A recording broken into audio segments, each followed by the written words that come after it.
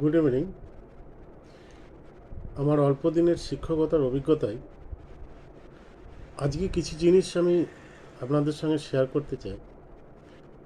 সেটা হলো ছাত্রদের কিভাবে আত্মবিশ্বাস বাড়াবেন এবং তাদেরকে আরও বেশি কিভাবে আত্মবিশ্বাসী করবেন। আমি শুরু করি আমার ছোটোবেলার একটা ঘটনা দিয়ে। আমাদের একজন স্যার খুব ভালো ইংরাজি পড়াতেন।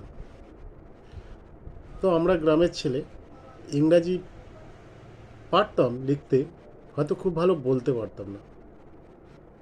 তো একবার ক্লাস 11-এ কোনো একটা টপিকস পড়াতে গিয়ে আমাদের স্যার বোঝাচ্ছেন। তো আমি কোনো একটা উচ্চারণ একটু অন্যভাবে করি, যেটা শুনতে একটু অন্যরকম লাগে, এবং তাতে টিচার, আমার যে শিক্ষক ছিলেন, তিনি সেটাকে তুলে ধরেন। তুলে ধরে একটু মানে শ্লেষ বা বিদ্রূপের সঙ্গে হাসতে শুরু করেন। তার ফলে আমাদের ক্লাসে বা আমাদের যারা ছিল আদার স্টুডেন্ট, তারাও খুব হাসতে থাকে। তো সেইটা আমাকে ভেতর থেকে একটা শক দেয়, এবং আমি কিছু বলার যে কনফিডেন্স, সেটা আমি হারিয়ে ফেলি। যে কিছু বলতে গেলে আমাকে ভেবে চিন্তে বলতে হবে, হয়তো কিছু ভুল বললেই হাসবে।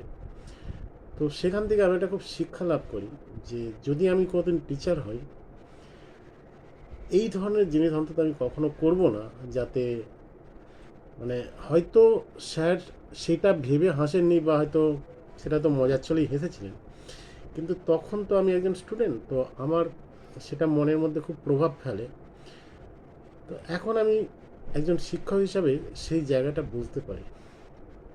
সেই জন্য আমার ক্লাসে আমি যখন কোনো কোশ্চেন, কোনো স্টুডেন্টকে কোশ্চেন জিজ্ঞেস করি, তাকে দাঁড় করাই, বিশেষ করে যারা একটু পিছিয়ে পড়া বা পিছিয়ে থাকে, লাস্টের বেঞ্চের দিকে বসিয়ে, তাদের সবাইকে আমি জিজ্ঞেস করি যে কোশ্চেনটার উত্তর কী।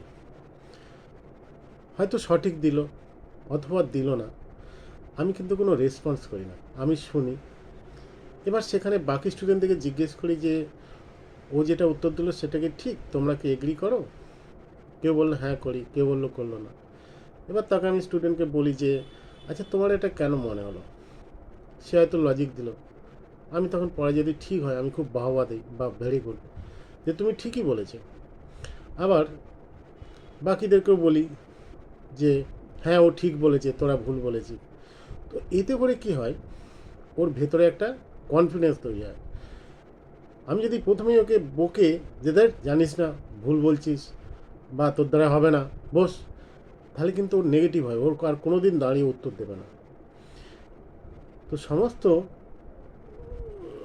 শিক্ষকদের এটা বোঝা উচিত যে যদি কোনো স্টুডেন্ট উত্তর দিতে চেষ্টা করে, তাকে যেন কখনো ডিসকারেজ না করা হয়, বা তার উত্তরটা যতটা ভুল যদি হয় অথবা যদি একদম ইরিলেভেন্টও হয়, সেটা যেন এমনভাবে তাকে আমার বলা বা উত্তর দেওয়া উচিত যাতে সে হীনমন্যতায় না ভোগে এবং সে ডিসকারেজ ফিল না করে। তো এইটা আমার মনে হয় যে সবার প্রথম খুব দরকারি একটা ব্যাপার। তাতে করে কী হয়, তার আত্মবিশ্বাসটা তৈরি হবে এবং সে ভুল বলুক ঠিক বলুক দাঁড়িয়ে কথা বলতে পারবে। তো আমি একদিন একটা স্কুলে প্রথম গেছি, দিয়ে কিছু একদিন বললাম যে তোদের স্কুল তো ভালো, তো তোরা পড়িস, এতদিন ধরে পড়ছি, তো তুই বল তোদের স্কুলের কী কী ড্রব্যাকস বা কী কী খারাপ দিক আছে, কী কী ভালো দিক আছে। তো অনেক স্টুডেন্ট টুকটাক বলতে চেষ্টা করছে, কিন্তু দু একটা বাক্যর বেশি কেউ পারছে না। তো আমার ক্লাসের একটি ফার্স্ট মেয়ে, তাকে আমি বললাম যে বল, তুই এতদিন ধরে স্কুলে পড়িস, তো স্কুলের ভালো দিক কী, খারাপ দিক কী, কোন জিনিসগুলো তোর স্কুলের ভালো লাগে, কোন জিনিসগুলো তোর খারাপ লাগে। কিন্তু সে দেখলাম দাঁড়িয়ে একটা কথা বলতে পারছে না।